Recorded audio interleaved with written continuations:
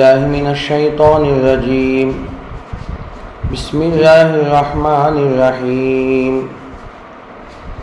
يا أيها الذين آمنوا لا تقربوا الصلاة وأنتم سكارى حتى تعلموا ما تقولون ولا جنبا إلا عابري سبيل حتى تغتسلوا وإن كنتم مرضى أو على سفر أو جاء أحد منكم من الغائط أو لامستم النساء فلم تجدوا ماء فتيمموا صعيدا طيبا فامسحوا بوجوهكم وأيديكم إن الله كان عفوا غفورا۔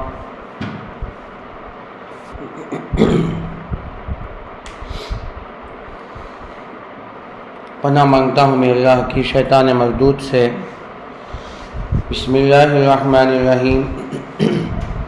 شروع کرتا ہوں میں اللہ کے نام سے جو بڑا مہربان نہایت رحم والا ہے۔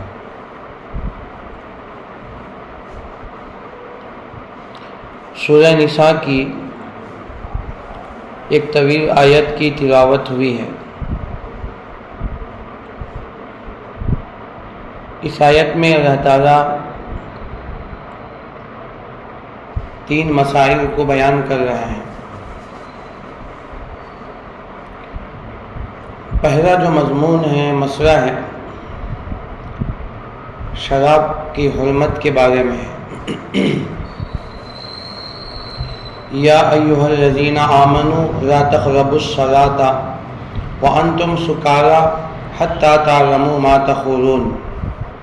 اے ایمان والو، نماز کے قریب بھی مت جاؤ جبکہ تم نشے کی حالت میں ہو۔ حتی تعلموا ما تقولون، یہاں تک کہ تم جاننے لگو جو کچھ تم پڑھتے ہو یا کہتے ہو۔ حرمت خمر، شراب حرام ہونے کے متعلق قرآن کریم کے اندر 4 آیتیں ہیں۔ پہلی آیت میں اللہ تعالیٰ نے اس کی بنیادی بات بتائی کہ شراب کن سے بنتا ہے، اس کا ذکر فرمایا۔ چونکہ ہم جانتے ہیں اسلام آنے سے پہلے اور اسلام آ کر شروع زمانے میں عربوں کے ہاں شراب بہت عام تھا، بلکہ شراب کے بغیر ان کا جینا مشکل تھا۔ شراب ان کی زندگیوں کا ایک اہم حصہ تھا، جز تھا۔ اس کے بغیر گویا ان کی زندگی ناکام تھی، نامکمل تھی۔ تو اس حالت میں اسلام آیا، اور اسلام آنے کے بعد ایک ساتھ شراب کو حرام نہیں فرمایا، بلکہ اللہ تبارک و تعالیٰ نے تھوڑا تھوڑا کر کے اسٹپ بائی اسٹپ اللہ نے ان کو حرمت کی طرف لے کر گئے ہیں۔ اس لیے کہ جو چیز عادت میں ہو اسے ایک دم چھڑانا بہت مشکل ہے۔ تو اس لیے اللہ تعالیٰ بندوں کے مزاج کو جانتے ہیں۔ تو اللہ نے قرآن کریم کے اندر پہلے ان کے ذہن سازی فرمائی۔ کسی بھی چیز کو چھڑانے کے لیے ذہن سازی ضروری ہے۔ جب تک ذہن سازی نہیں ہوتی، ذہن نہیں بنتا، تو اس وقت تک کسی چیز کو چھوڑنا مشکل ہوتا ہے۔ اب ایک چیز بہت غلط ہے تو پہلے اس کے ذہن میں بات ڈالی جائے کہ یہ کتنا گھناؤنی ہے اور اس کے کتنے نقصانات ہیں اور اس کے اندر کتنے پریشانیاں ہیں۔ تو اگر یہ باتیں کھل کر سامنے آ جاتی ہیں تو پھر آدمی خود بخود ان چیزوں سے بیگ ہو جاتا ہے، پیچھے ہو جاتا ہے۔ تو اللہ تعالیٰ نے پہلے انسانوں کی ذہن سازی فرمائی۔ تو یہ عربی کا ایک مقولہ بہت مشہور ہے، فطام العادتی اشد من فطام الرضاعتی۔ کسی عادت کو چھوڑنا بچے کے دودھ چھڑانے سے بھی زیادہ سخت ہے۔ بچے کے دودھ چھڑانا یہ بہت مشہور ہے کہ بچہ جب 2 سال دودھ پیتا ہے اور جب دودھ چھڑانے کا وقت آتا ہے تو ماں کو بہت ساری پریشانیاں آتی ہیں، اس لیے کہ جو بچہ 2 سال مکمل دودھ پیا ہو وہ دودھ کے مزے سے واقف ہو جاتا ہے اور اس کے چسکے سے واقف ہو جاتا ہے تو پھر اسے چھڑانا بہت مشکل ہوتا ہے۔ تو یہ مشہور ہے کہ بچے کا دودھ چھڑانا بہت مشکل ہے، تو اس سے ماں کو کئی حالتوں کا سامنا کرنا پڑتا ہے، تب جا کر بمشکل بچہ وہ دودھ چھوڑتا ہے۔ لیکن کوئی عادت اگر کوئی بندے کے اندر آ جائے، کوئی عادت پڑ جائے تو اس سے کہیں زیادہ مشکل ہے۔ تو یہ عربی کا مقولہ ہے، فطام العادتی اشد من فطام الرضاعتی، کسی چیز کو چھڑانا بچے کو دودھ چھڑانے سے بھی زیادہ سخت ہے۔ اب کوئی بندہ اگر کوئی گناہوں کا مرتکب ہو جائے، نشے کی چیزوں کا عادی ہو جائے، یا اسی طرح جتنی چیزیں ہیں آج جو استعمال کیے جا رہے ہیں، جب اس کی عادت اگر ہو جاتی ہے تو چھڑانا ان کے بہت مشکل ہوتا ہے۔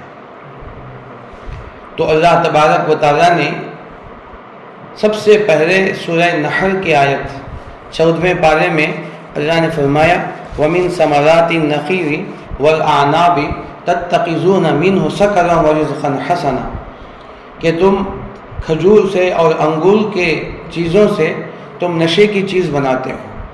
تو اللہ نے پہلے یوں کہا کہ ان کے ذہن سازی فرمائی، وَمِن ثَمَرَاتِ النَّخِيلِ وَالْأَعْنَابِ، کھجور اور انگور کے پھلوں سے تم اس میں سکر نشے کی چیز بناتے ہو، وَرِزْقًا حَسَنًا، اور ساتھ میں کہا کہ اسے ایک عمدہ رزق بھی ہے۔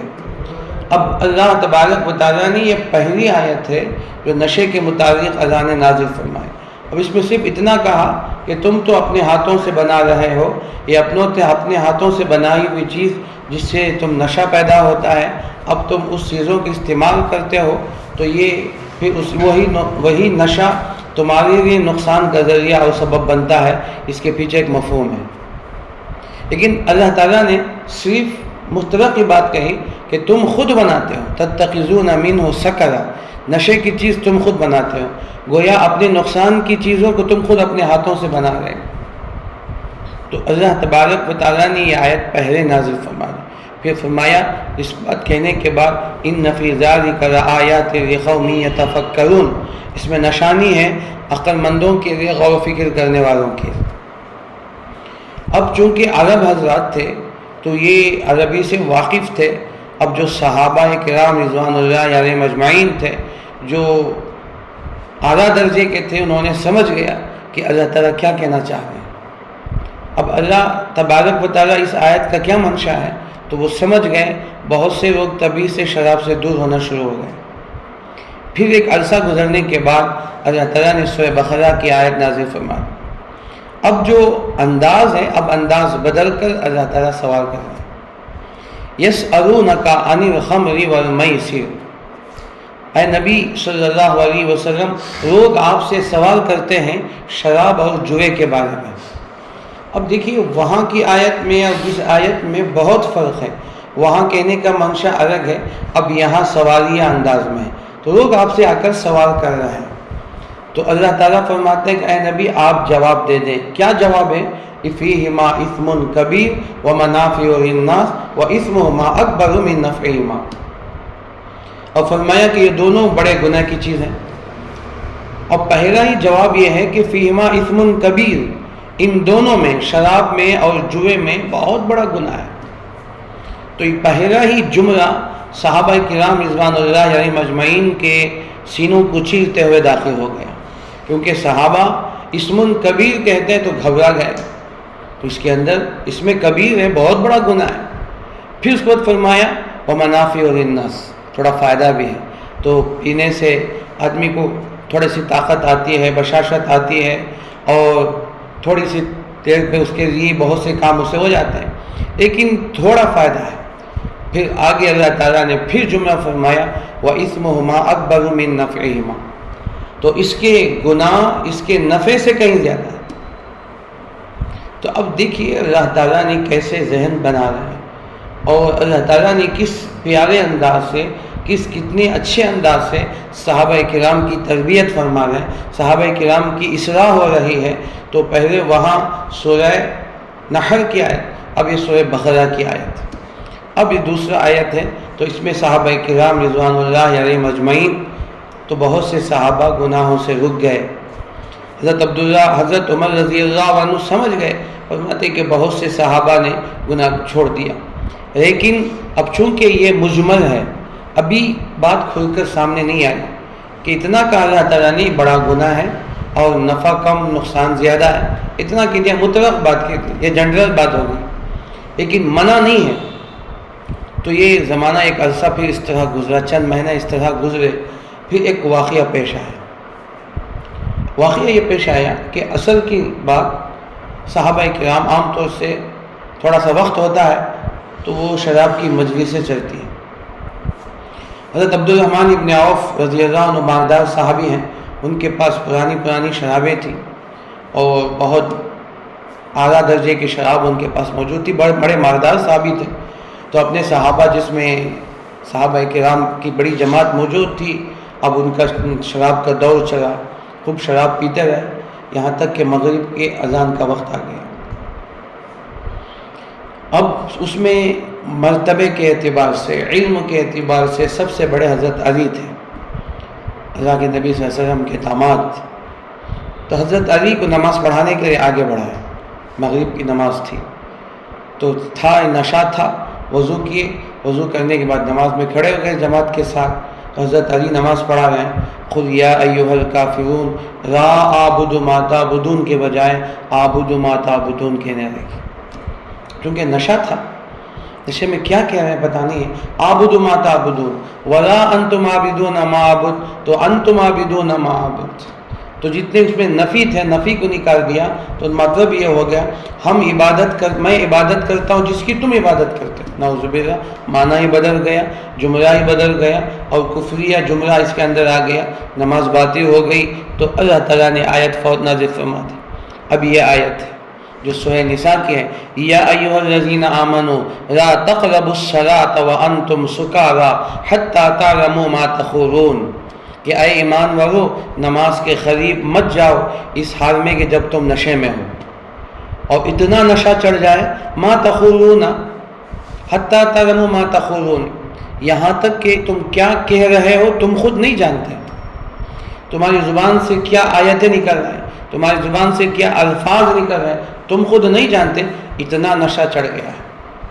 تو ایسے وقت میں نماز کے قریب مت جاؤ۔ حضرت عمر رضی اللہ تعالیٰ عنہ پریشان ہو گئے، کہا کہ اللہ سے دعا کی کہ اللہم بین لنا فی الخمر والمیسر، آئے اللہ آپ ہمیں کوئی واضح آیت اتار دیں، واضح دلیل اتار جائے۔ اب یہ مسئلہ ہو گیا، ایک واقعہ پیش آیا، تو اللہ تعالیٰ نے اب حکم دے دیا کہ نماز کے وقت میں شراب مت پیو۔ اب یہ بھی مطلق ہے، یہ تیسرا اسٹپ ہے، یہ تیسرا درجہ ہے۔ اب اس میں اتنا کہا گیا جب نماز کا وقت قریب ہو تو شراب پینے کی اجازت نہیں۔ اب اس واقعے کے بعد بھی بہت سے صحابہ شراب پینے سے رک گئے، تو گویا صحابہ کرام میں ایک حصہ شراب پینے سے باز آ گئے، لیکن چونکہ ابھی حکم واضح نہیں تھا، اب صحابہ کرام رضوان اللہ علیہم اجمعین عشاء کے بعد پیتے تھے، فجر تک نشہ اتر جاتا تھا، یا فجر کی نماز کے بعد پیتے تھے تو ظہر تک نشہ اتر جاتا تھا، اس کے بعد نہیں پیتے تھے۔ اب ایک چند مہینے اس طرح گزرے تو ایک بہت بڑا واقعہ پیش آیا۔ واقعہ یہی ہے کہ صحابہ کرام رضوان اللہ علیہم اجمعین کی مجلس تھی، جس میں انصار بھی تھے، مہاجر بھی تھے۔ انصار صحابہ، مہاجر صحابہ دونوں موجود ہیں۔ اب شراب کا دور چل رہا ہے۔ اب شراب پینے کے بعد وہ تو اشعار کے شوقین تھے، ان کے ذوق کے اندر اشعار داخل تھے، اب اشعار کہنے لگے، اب نشے میں اشعار پڑھ رہے ہیں، اب اشعار پڑھتے پڑھتے اپنے باپ دادا، اپنے خاندان کی تعریف، اب سامنے جو مقابل کے جو صحابی ہیں ان کے خاندان کی ہجو ہو گئی، تو اب اس صحابی نے نشے کی حالت میں انہوں نے اپنے خاندان کے اشعار میں ان کی تعریف فرمائی اور ان کے خاندان کی ہجو بیان کی۔ یہ دونوں اشعار میں گویا مکالمہ چل رہا ہے، مشاعرہ چل رہا ہے، یوں کہوں کہ مشاعرہ چل رہا ہے۔ اب یہ ان کے خلاف کہہ رہے ہیں، یہ ان کے خلاف کہہ رہا ہے، یہاں تک کہ بات بڑھی تو یہ ایک انصاری صحابی، ایک صحابی کو غصہ آیا کہ وہاں اونٹ کی ہڈی رکھی ہوئی تھی، جو پیر کی بڑی ہڈی ہوتی، لے کر ایک صحابی کے سر پہ زور سے مارا کہ سر پھٹا اور خون فوارے کی طرح بہنے لگا۔ اب جیسے خون نکلا تو سب کی نشے اتر گئے، کیا ہو گیا؟ حیران ہو گئے، نشے میں تو کام ہو گیا۔ تو اب جیسے اترا کہ نبی صلی اللہ علیہ وسلم کے پاس مسئلہ گیا کہ اللہ کے نبی صلی اللہ علیہ وسلم کو پہنچے تو حضرت عمر وہاں موجود تھے، اس وقت ہاتھ اٹھا کر دعا فرمائی۔ حضرت عمر رضی اللہ عنہ نے ہاتھ نیچے بھی نہیں چھوڑا، وہ آیت نازل ہوئی جو سورہ مائدہ کی 7ویں پارے کی ہے، یا ایھا الذین آمنوا انما الخمر والمیسر والانصاب والازلام رجس من عمل الشیطان فاجتنبوه لعلکم تفلحون انما یرید الشیطان ان یوقع بینکم العداوة والبغضاء فی الخمر والمیسر ویصدکم عن ذکر اللہ وعن الصلاۃ فہل انتم منتہون۔ یہ 2 آیتیں نازل ہوئی، شراب ہمیشہ کے لیے حرام ہو گئی۔ اب اس میں صاف کہہ دیا، اے ایمان والو، شراب اور جوا اور ازلام انصاب یہ سب رجس گندگی ہے، رجس من عمل الشیطان، شیطان کا عمل ہے، فاجتنبو یہ حکم ہے، اب باز آ جاؤ لعلکم تفلحون۔ انما یرید الشیطان ان یوقع بینکم العداوۃ والبغضاء، شیطان چاہتا ہے کہ تمہارے درمیان عداوت اور دشمنی کو پیدا کر دے شراب اور جوے کے ذریعے سے، وَيَصُدَّكُمْ عَنْ ذِكْرِ اللَّهِ، اور نماز سے تم کو روک دے، اللہ کے ذکر سے روک دے، فَهَلْ أَنْتُمْ مُنْتَهُونَ، باز آ گئے؟ تو صحابہ نے فوراً کہا انتہینا انتہینا، تو کہا کہ یا ربی انتہینا، ہم باز آ گئے۔ تو اس وقت تو مدینے میں کے پاس جتنی شرابیں تھیں انہوں نے مٹکے توڑ دیے، مشکیزیں پھاڑ دیے اور پورے شراب کو بہا دیا۔ تو فرماتے ہیں کہ پورے مدینے کے گلیوں میں، نالوں میں شراب ایسے بہہ رہا تھا جیسے بارش کے وقت میں نالیوں میں پانی بہتا ہے۔ تو یہ شراب ہمیشہ کے لیے حرام ہو گئے۔ اب اس وقت سے لے کر شراب حرام ہے الی یوم القیامہ، قیامت تک کے شراب حرام۔ تو یہ 4 اسٹپ ہیں، 4 آیتیں ہیں، سورہ نحل کی آیت، سورہ بقرہ کی آیت، یہ تیسرا اسٹپ ہے جو سورہ نساء کی آیت جو پڑھی گئی، اور اس کے بعد چوتھا ہے سورہ مائدہ کی آیت جو 7ویں پارے میں 2 آیتیں ہیں۔ یہ کل 4-5 آیتوں کے ذریعے سے اللہ تبارک و تعالیٰ نے ان کی ذہن سازی فرما کر اب یہ اللہ نے اس طرح لے کر آئے۔ اب صحابہ جان گئے تھے کہ شراب ایک دن حرام ہونے والی ہے، اب جیسے اللہ کا حکم آیا تو فوراً انہوں نے عمل کر کے دکھایا۔ جس کے پاس جتنی قیمتی شراب تھی سب کو اللہ کے راستے میں انہوں نے ختم کر دیا، اللہ کی خوشنودی کے لیے فرمایا کہ سب کے سب ختم ہو گئے۔ اور حدیث میں اللہ کے نبی صلی اللہ علیہ وسلم نے فرمایا لا یشرب الخمر حین یشربها وهو مومن، جب شرابی شراب کی حالت میں ہوتا ہے ایمان نکل جاتا ہے۔ لا یزنی الزانی حین یزنی وهو مومن، بخاری کی حدیث ہے، اللہ کے نبی نے فرمایا کہ جب زانی زنا کرتا ہے تو اس وقت جب تک وہ عمل میں مصروف رہتا ہے تو اس کا ایمان اس سے نکل جاتا ہے۔ اسی طرح شرابی شراب پیتا ہے، جب تک نشہ ہوتا ہے اس وقت تک اس کا ایمان اس سے نکل جاتا ہے۔ شارحین حدیث، مفسرین، محدثین فرماتے ہیں جب بندہ یہ عمل کرتا ہے تو ایمان نکل کر اس کے سر پہ معلق ہو جاتا ہے، اب اس کا ایمان اس کے سینے سے نکل جاتا ہے۔ اب زنا کا عمل تو تھوڑی دیر کا عمل ہے، تو لیکن شراب کا جو عمل ہے تو اس کا نشہ 7 گھنٹے 8 گھنٹے، کبھی پوری رات، کبھی پورا دن نشے میں بند رہتا ہے۔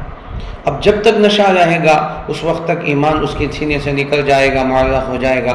خدا نہ کرے اس وقت میں کچھ حادثہ ہوا، کچھ کہیں گرا، چوٹ آئی، مر گیا، یا کچھ حادثہ ہو کر ایکسیڈنٹ ہوا، مر گیا تو ایمان کے بغیر جائے گا۔ اللہ کے نبی صلی اللہ علیہ وسلم نے فرمایا کہ جو شراب ہمیشہ پیتا ہے، تو جو شراب ہمیشہ پینے والا ہے اللہ تعالیٰ اس کی نماز قبول نہیں فرماتے۔ حدیث میں صاف فرمایا مدبن و خمرن، اس کی کوئی عبادت قبول نہیں ہوتی، اس کی دعائیں قبول نہیں ہوتی۔ جو شراب کا عادی ہو، یعنی کبھی الگ چیز ہے، لیکن جو عادی ہو گیا ہے، تو جو شراب کا عادی ہے اس کی نمازیں قبول نہیں، اس کی عبادتیں قبول نہیں، اس کی دعائیں قبول نہیں ہوتی۔ اور حدیث میں فرمایا اللہ کے نبی صلی اللہ علیہ وسلم نے، یہ بھی بخاری کی حدیث اور جامع ترمذی کی حدیث ہے، اللہ کے نبی صلی اللہ علیہ وسلم نے ارشاد فرمایا کہ جو دنیا میں شراب پیتا ہے، شراب کا عادی ہے، کل قیامت کے دن اللہ تعالیٰ اس کو جنت کے شراب طہور سے محروم کر دیں گے، وہ کبھی نہیں پیے گا۔ جو دنیا میں شراب پیتا ہے تو اللہ کل قیامت کے دن شراب طہور سے اسے معلوم کر دیں گے۔ اللہ تعالیٰ نے وَسَقَاهُمْ شَرَابًا طَهُورًا جو فرمایا سورہ دہر میں، ہم جنتیوں کو پلائیں گے شراب طہور۔ شراب طہور کیا ہے؟ فِيهَا عَيْنٌ تُسَمَّى فِيهَا عَيْنًا سَلْسَبِيلًا، وہاں ایک جنت میں ایک نہر ہوگی، شراب کی نہر بہے گی، دودھ کا نہر بہے گا، پانی کا شہد کا نہر بہے گا۔ تو اسی طرح جو شہد کا بھی اور اسی طرح شراب کا بھی وہ شراب طہور ہے، جسے سلسبیل کہا گیا، شراب طہور کہا گیا۔ اللہ تعالیٰ خود پلائیں گے جنتیوں کو، وَسَقَاهُمْ شَرَابًا طَهُورًا۔ اب جو دنیا کے اندر جو مومن جو شراب ہمیشہ پیتا ہے، ہمیشہ عادی ہے، تو جنت میں شراب سے محروم ہو جائے گا۔ ایک بات آگے سنیں، بات آ گئی تو شارحین محدثین لکھتے ہیں کہ یہ بہت ڈرنے کی بات ہے کہ اگر کوئی شرابی ہے، شراب کا عادی ہے، اگر وہ ایمان کی وجہ سے جنت میں چلا بھی جائے تو شراب طہور سے معلوم ہو جائے گا۔ جنت میں چلا گیا لیکن شراب طہور سے معلوم ہو جائے گا، یہ بات شارحین فرماتے ہیں۔ بعض شارحین لکھتے ہیں دنیا میں جتنے سال وہ شراب میں مبتلا تھا اتنے سال جنت میں شراب طہور سے معلوم ہو جائے گا، اس کے بعد پھر اللہ اس کو شراب طہور پلائیں گے۔ تو یہ وہاں جانے کے بعد یہ سب جنتی شراب طہور پی رہے ہوں گے، لیکن یہ بندہ شراب طہور سے معلوم ہوگا تو یہ گویا اس کے لیے ایک طرح کی عیب ہے۔ تو بہرحال شراب نہ پینے والوں کے بہت سخت وعیدیں آئی ہیں۔ اللہ کے نبی صلی اللہ علیہ وسلم نے فرمایا ہر پیر اور جمعرات کو اللہ تبارک و تعالیٰ کے ہاں بندوں کے اعمال چڑھتے ہیں، الیہ یصعد الکلم الطیب والعمل الصالح یرفع، اللہ کے پاس اعمال جاتے ہیں اور اللہ تعالیٰ سب کے اعمال کی مغفرت فرما دیتے ہیں، لیکن چند ایسے ہیں جن کے اعمال کو اللہ تعالیٰ موقوف رکھ دیتے ہیں۔ ایک ان میں سے شرابی ہے جو شراب کا عادی ہوتا ہے، اللہ اس کی مغفرت کو موقوف کر دیتے ہیں، کہتے ہیں کہ چھوڑو اس بندے کو، جب تک وہ شراب کا عادی رہے گا، عادت میں رہے گا، ہم اسے مغفرت نہیں کریں گے، توبہ کا انتظار ہوتا ہے۔ تو یہ احترام حدیث ہے، اللہ کے نبی صلی اللہ علیہ وسلم نے فرمایا۔ اور شراب پینے والا، پلانے والا اور شراب بنانے والا، شراب نچوڑنے والا، شراب اٹھا کر لانے والا، شراب کا حساب و کتاب لکھنے والا، اور شراب جس کو پلایا جاتا ہے اس کو، اور جس کے لیے شراب بنایا گیا اس کے لیے، اور شراب کا منشی جو حساب و کتاب لکھتا ہے، تمام 10 آدمیوں پر بیچنے والا، خریدنے والا اور اس کے درمیان بیع شراء کرنے والا، ان تمام پر اللہ کی لعنت ہے۔ لیکن کوئی عمل ایسا نہیں ہے کہ اس طرح کرنے والا گناہ ہے، یہ گناہ ہے، وہ گناہ ہے، لیکن شراب اور سود ایسا عمل ہے کہ جس پر اس میں جو بھی شریک ہوں گے، پینا تو بہت دور کی بات، کوئی بنا رہا ہے، کوئی خرید رہا ہے، کوئی بیچ رہا ہے، یا کوئی اس کمپنی میں حساب و کتاب لکھ رہا ہے، تو وہ معلوم ہو جائے گا، اللہ کی لعنتیں ان کے اوپر ہوگی۔ تقریباً میں سمجھتا ہوں آج سے 15-18 سال پہلے ہمارے ایک ساتھی ہیں جو ہمارے دوست تھے ترباتور کے، وہ بنگلور منتقل ہو گئے، وہاں جا کر انہوں نے اچھا کام کیا، محنت کی، تو ان کو بہت ایک نوکری ملی جو مرنڈا اور پیپسی وہ جو کمپنی ہے، تو اس میں ان کو کام ملا۔ ان کا کام کیا ہے؟ خوری کا کام کرتے ہیں، جب روڈ آتا ہے روڈ اٹھا کے کمپنی میں رکھنا ہے، بہت کام ہوتا ہے، وزن اٹھا کر رکھنا ہے، پھر روڈ چڑھانا ہے، اتنا ہی کام ان کا ہوتا ہے۔ تو بہت بڑی کمپنی بنگلور میں، تو وہاں کام کر رہے تھے اس وقت میں، بول رہا ہوں 18 سال 17 سال پہلے کی بات، ان کو ایک دن پر ایک روڈ اٹھانے پر 300 روپے ملتے تھے۔ انہوں نے خود مجھے بتایا، ایک روڈ اٹھا کر چڑھا کر پھر دوسری جگہ منتقل کرنے پر، تو ان کو ایک مرتبہ چند گھنٹے ہوتے ہیں وہ کام کے لیے، 300 روپے ایک آدمی کو ملتے تھے۔ اس کے بالکل بغل میں بازو میں شراب کی کمپنی تھی۔ ابھی چونکہ مسلمان تھے، تھوڑی سی داڑھی بھی تھے، بڑے امانت دار تھے، کام کے بڑے پکے تھے، یہ وہ بازو آدمی دیکھتا تھا، تو اس نے آفر دی، کہا کہ اگر تم ہماری کمپنی میں کام کرو گے تو ہم تم کو 600 روپے دیں گے ایک روڈ اتارنے کے۔ یہ تو بڑے خوش ہو گئے، تو وہی اتنا ہی 2-3 گھنٹے کا کام ہے. 2-3 گھنٹے اگر وہ اتاریں گے، محنت کریں گے. یہاں 300 روپے مل رہا ہے، بازو شراب کی کمپنی ہے، اتارنے چڑھانے کے لیے وہاں 600-700 روپے کا آفر دے رہا. خیر خوش ہو کر گھر کو آ گئے، بیوی سے کہا کہ نہیں، شراب کا معاملہ ہے تو حضرت سے مسئلہ پوچھ رہے ہیں. تو چونکہ ان کی پوری فیملی سے میرے تعلقات ہیں، تو انہوں نے اس عشاء کے بعد اتنی وقت انہوں نے مجھ سے فون کیا. اس وقت کی بات ہے، انہوں نے فون کی میں بات کہی، تمام تفصیلات سنائے. میں نے کہا کہ جائز نہیں، اللہ کی لعنت ہے. شراب اٹھانے والا، شراب اٹھا کر رادنے والا، ان تمام پر اللہ کی لعنت ہے. میں نے کہا کہ اگر وہ 1000 روپے بھی آپ کو دے دیں تو آپ قبول نہ کریں. یہ 300 روپے حلال کمائی ہے تو آپ اس پر محنت کریں، انشاءاللہ آپ کو اتنی برکت ملے گی جتنا وہاں دے رہے ہیں. اب اگر اللہ کے لیے آپ اس آفر کو رات مارتے ہیں، چھوڑتے ہیں، تو انشاءاللہ اللہ تعالیٰ اسے میں آپ کو برکت ہے. بہرحال انہوں نے عمل کیا اور اس آفر کو ٹھکرا دیا. تو یہ کتنے ایسے مسلمان ہیں جو اس کام میں شریک ہو جاتے ہیں. اب وہ سمجھتے ہیں کہ ہم تو پیتے نہیں ہیں، تو ہم تو صرف اس میں کام کرتے ہیں، ہم اسٹاف ہیں، یا ہم صرف حساب و کتاب کرتے ہیں، تو اب تو ہم آن لائن کام کر رہے ہیں. تو یہ تمام چیزیں ایسی ہیں، چاہے وہ سودی کاروبار ہو، چاہے وہ شراب کے متعلق ہو، تو فرمایا کہ سب چیزیں حرام ہو جاتی ہیں، بلکہ اللہ کی لعنت ہے. ایسی کمائی پر بھی اللہ کی لعنت ہوتی ہے جس میں شراب کی یا سود کی اگر اس سے فائدہ ہو رہا ہے، کسی بھی طرح سے اگر آدمی مدد کر رہا ہے، تو یہ تمام اللہ کی لعنت کے اندر داخل ہو جائیں. اور سود کے بارے میں تو فرمایا فَأَذَنُوا بِحَرْبٍ مِّنَ اللَّهِ وَرَسُولِهِ، اللہ اس کے رسول اس سے اعلان جنگ کر رہے ہیں. بہت سخت باتیں ہیں. تو بہرحال بات طویل ہو جائے گی. یہاں پہلا مضمون ہے یا ایھا الذین آمنوا لا تقربوا الصلاۃ وانتم سکارى، اے ایمان والو نماز کے قریب مت جاؤ اس حال میں کہ تم نشے میں ہو. اب نشہ آور چیزیں اگر اس پر بات کی جائے تو پورا وقت اسی پہ ہو جائے. تو آج ہمارے نوجوان بچے الامان والحفیظ، تو اللہ حفاظت فرمائے، اتنی تیزی کے ساتھ ہمارے بچے نشے کی چیزوں میں داخل ہو رہے ہیں. وہ کوئی بڑے بچے بھی نہیں، بلکہ 7ویں 8ویں کلاس پڑھنے والے، 10ویں 8ویں کلاس پڑھنے والے. تو اب وہ گنجا کا بیپار، وہ اس طرح کے پاؤڈر، وہ اس طرح کی چیزیں، وہ اس طرح کے بیپار کر رہے ہیں. اس 2 جمعرات پہلے ابھی مجھے ہائی اسکول میں میری بات تھی، تو مہینے میں ایک مرتبہ علماء کرام کو بلا کر بیانات رکھتے ہیں. تو 2 جمعرات پہلے تو میرا 1 گھنٹے بات تھی، 3:15 سے لے کر 4:15 تک ہائی اسکول میں. تو بہرحال میں 3 بجے وہاں پہنچ گیا، آفس میں جا کے بیٹھا تو وہاں ہیڈ ماسٹر سے ملاقات ہوئی. انہوں نے کہا کہ حضرت آپ بچوں پر اخلاق کے بارے میں بولیں اور ساتھ میں نشے کے بارے میں بولیں. کتنے بچے ہیں جن کے بیگوں میں نشے کی چیزیں ہیں. پھر وہاں سے 1-2 استاد آئے، میرے بڑے بھائی بھی آئے. تو ہر استاد جو بھی مل رہا ہے یہی بات کر رہے ہیں کہ حضرت آپ اخلاق پر بات کریں اور ساتھ میں نشے کی چیز پر بھی آپ بات کریں. مجھے یہ ذہن میں نہیں تھا مجھے کہ اس عنوان پہ بات کرنا ہے. اور یہاں بچے اتنے عادی ہوں گے، تو کہہ رہے ہیں کہ آج بچے ایسے ہیں کہ جو ہمارے کنٹرول کے باہر ہیں. نہ استاد ڈرا سکتا ہے، نہ ماں باپ ڈرا سکتے ہیں، نہ استاد مار سکتے ہیں.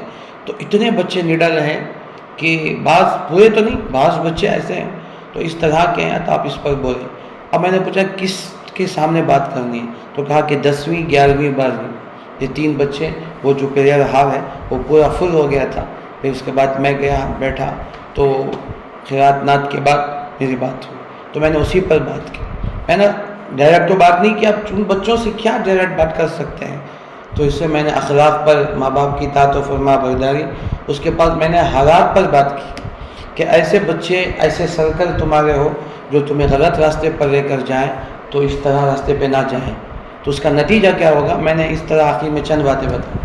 تو اتنی مجھے افسوس ہو رہا ہے کہ ہمارا یہ شہر، ہمارا یہ تاریخی ادارہ، ہمارا یہ تاریخی بستی ہے جہاں بڑے بڑے اکابر ہمارے شہر کو آنے کے لیے فخر سمجھتے ہیں، یہاں آنا گویا ایک بہت اہم بات سمجھتے ہیں.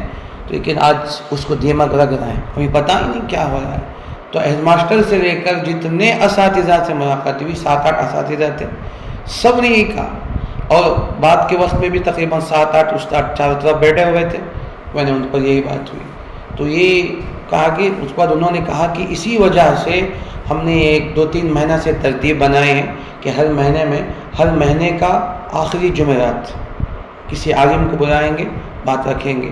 تو پہلے مفتی اکبر صاحب کو بلایا، اس کے بعد انہوں اعجاز صاحب، تیسرا میرا نمبر تھا، میں گیا۔ تو یہ حالات ان کے وسطی حالت ہے۔ تو جب اسکول کے اندر جو پڑھنے والوں کا یہ حال ہے کہ وہ بچے جو اسکول تک نہیں گئے ہیں، جو گلیوں میں اس طرح گھوم رہے، ان کا کیا حال ہوتا ہوگا؟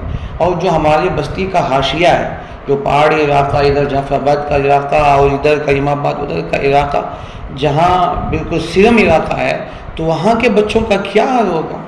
اب یہ فکر کون کریں گے؟ ذمہ داری کس کی ہوگی؟ اگر یوں ہی ہوگا تو پھر بچے کہاں چلے جائیں گے؟ تو اب تک یہ نوبت آ گئی، اور آئندہ خدا نہ کرے 100 مرتبہ اللہ حفاظت کرے، تو کیا ہوگا؟ تو یہ نشے پر، اور اس کے بعد سے میں نے 2 جمعے میں وہی بات شروع کیا ہوں۔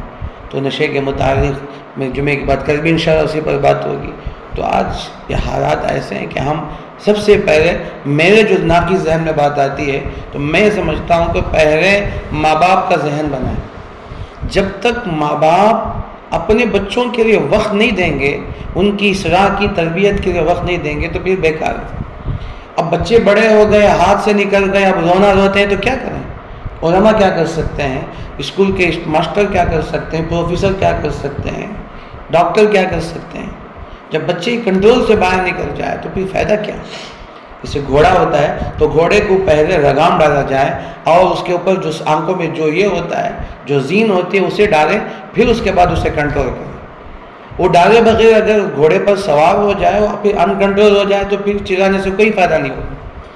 تو ہم نے، بچہ ہمارے پاس 15-17 سال تک ہمارے پاس رہا، تو ہم 15 سال تک ماں باپ نے اس کی فکر نہیں کی، ان کی تربیت کی کوئی فکر نہیں کی، ہم نے ان کو لگام نہیں لگایا، اب بے لگام ہو گئے، بے مہار بن کے گھوم رہے ہیں، تو اب شکایتیں کرنے سے کوئی فائدہ نہیں ہو۔ تو اس لیے تو آپ بھی ماشاءاللہ ہمارے ڈاکٹر صاحب بھی ذمہ دار ہیں وہاں کے، تو یہ بات کریں، ماں باپ کو جوڑیں، ماں باپ کو جوڑ کر پیرنٹس میٹنگ رکھیں، جس میں مردیں بھی ہوں، ان کی والدہ بھی ہو، تو پردے کے ساتھ خواتین بھی آئیں، اس کے بعد 1-2 علماء کو بلا کر 1-1 گھنٹہ، آدھا گھنٹہ ان کی بات رکھیں، تو ان کو بھی ساتھ میں سمجھائیں۔ جب تک ان کا ذہن نہیں بنے گا نا، تو پھر نہیں ہوگا۔ تربیت کیسے کرنا ہے بچوں کو نہیں کریں گے۔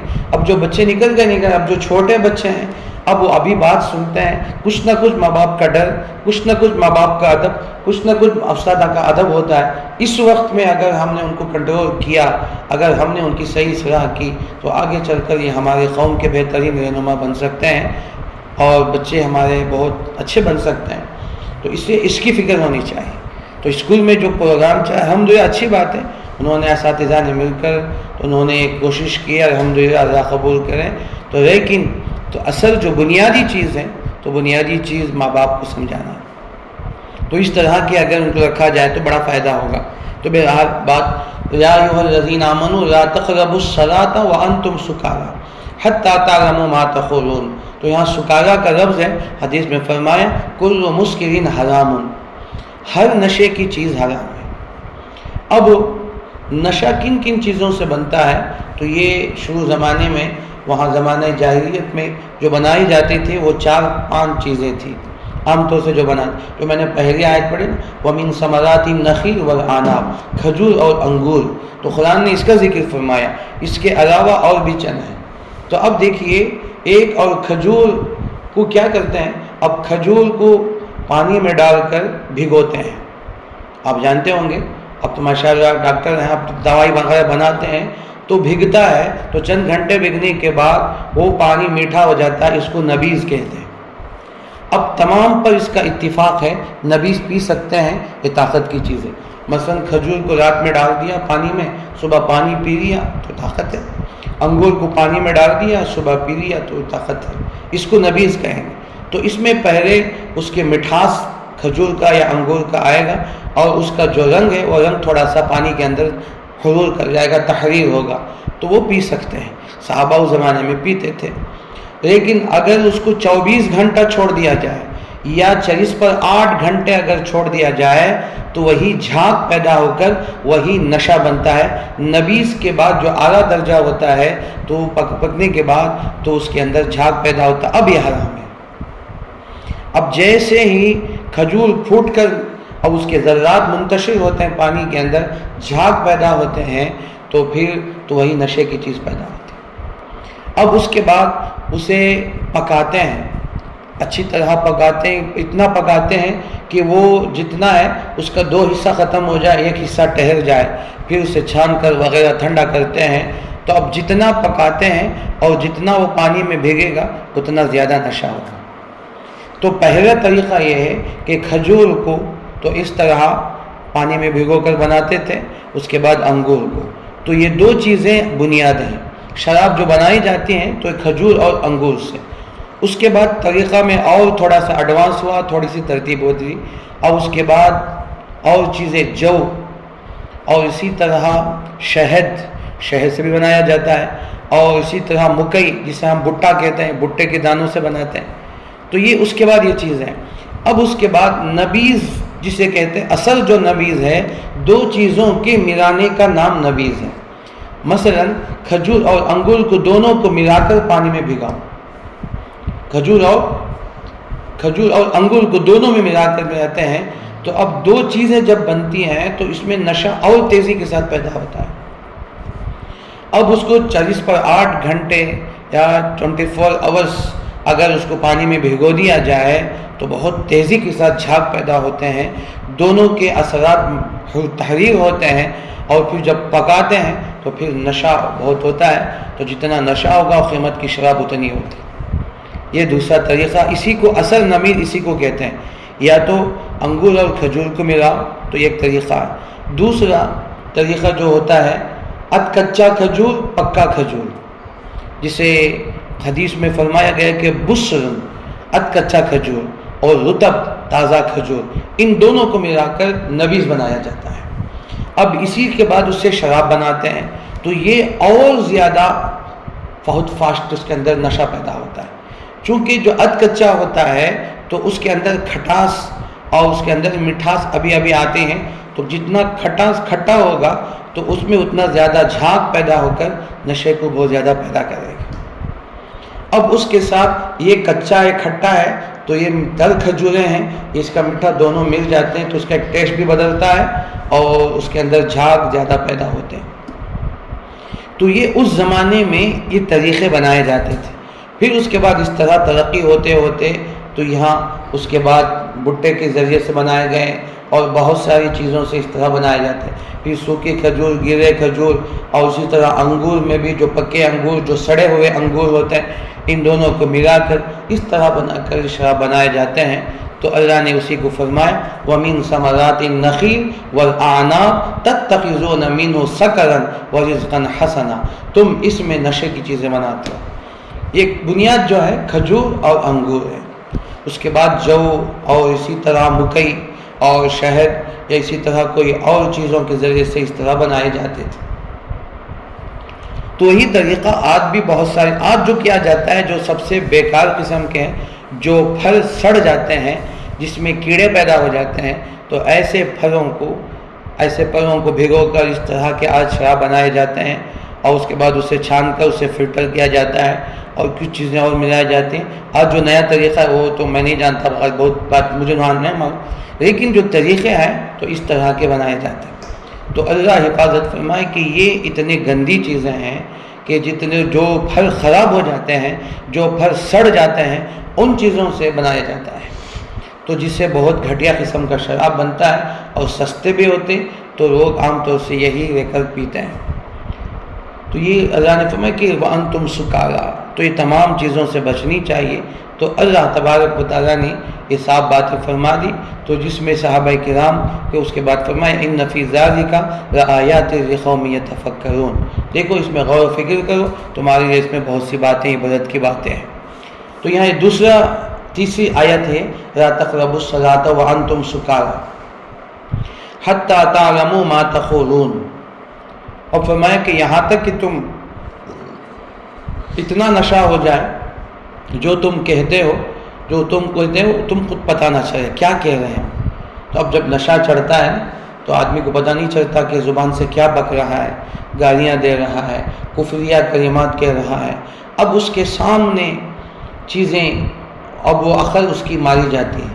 سب سے پہلے اس کے عقل میں پردے پڑ جاتے ہیں، تو عقل اس کے اندھے ہو جاتے ہیں۔ اب پتہ نہیں چلتا ہے اسے کہ سامنے کی کہ کون سا جانور ہے، بکری ہے یا خنزیر ہے، پتہ نہیں کر سکتا، وہ تمیز نہیں کرے گا۔ اب سامنے بیوی ہے، بہن ہے، پتہ نہیں جو تمیز نہیں کرے گا۔ تو اس طرح سامنے بیوی ہے یا بیٹی ہے، تمیز نہیں کرے گا۔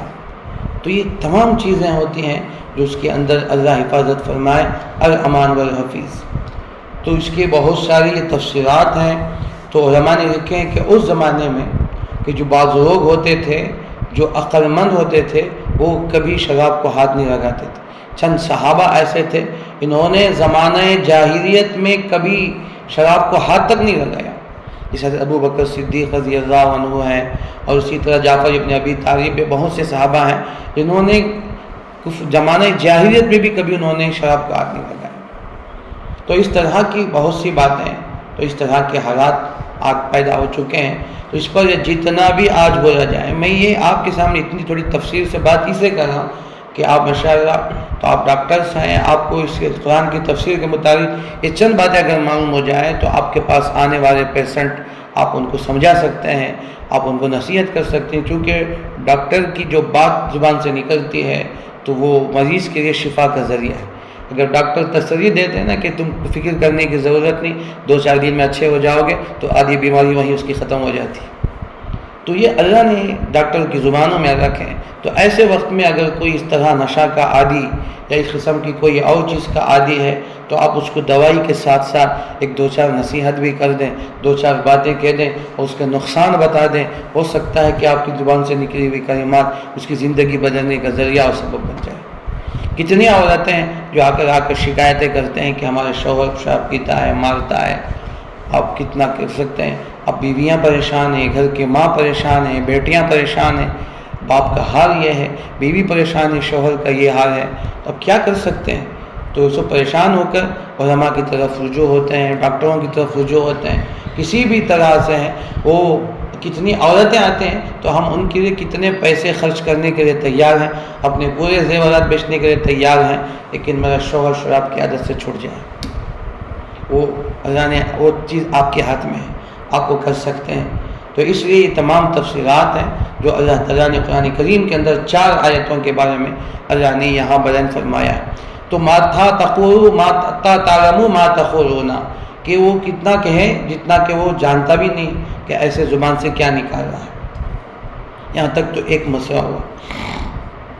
دوسرے ولا جنبا الا عابری سبیل حتى تغتسلوا، نماز کے قریب مت جاؤ، ایک تو کب جب نشے کی حالت میں ہو، دوسرا کب جب تم جنوبی ہو جاؤ، ناپاک ہو جاؤ تو نماز کے قریب مت جاؤ، الا عابری سبیل حتى تغتسلوا، یہاں تک کہ راستہ گزرنے والا ہو، یہاں تک کہ تم پاکی حاصل کرو۔ جنابت کی حالت جو غسل ٹوٹ جاتا ہے تو اس وقت میں نماز نہیں پڑھ سکتے، ہم تو جانتے ہیں۔ اب یہ آیت کا یہ جملہ کیوں نازل ہوا کہ جب یہ آیت نازل ہوئی تو صحابہ کرام رضوان اللہ علیہ مجمعین کے بہت سے گھر ایسے تھے جن کا دروازہ مسجد نبوی کے اندر کھلتا تھا۔ تو اس زمانے میں چونکہ مسجد کے اطراف دیوار وغیرہ نہیں تھی تو مسجد کا صحن ہوتا، صحن یہاں تک ختم ہوتا تو وہاں سے صحابہ کے گھر شروع ہو جاتے، صحابہ کے دروازے شروع ہو جاتے۔ جب دروازہ کھولتے تو مسجد کے اندر آ کر پھر وہ باہر جانا پڑتا تھا۔ اب صحابہ کرام رضوان اللہ مجمعین جب ناپاک ہوتے تو وہاں تو پانی کا نظم نہیں ہوتا تھا، پانی کی بڑی قلت ہوتی تھی۔ جب غسل کرنے کے لیے جب وہ ناپاک ہو جاتے تو پانی لینے کے لیے باہر جانا پڑتا تھا، مردوں کو بھی عورتوں کو بھی۔ اب ایسے وقت میں ان کو پریشانی لاحق ہوئی تو ہم مسجد میں داخل ہو کر پھر وہاں سے ہم باہر نکلنا ہے، تو یہ ہم ناپاک ہیں، کیا مسجد میں داخل ہو سکتے ہیں؟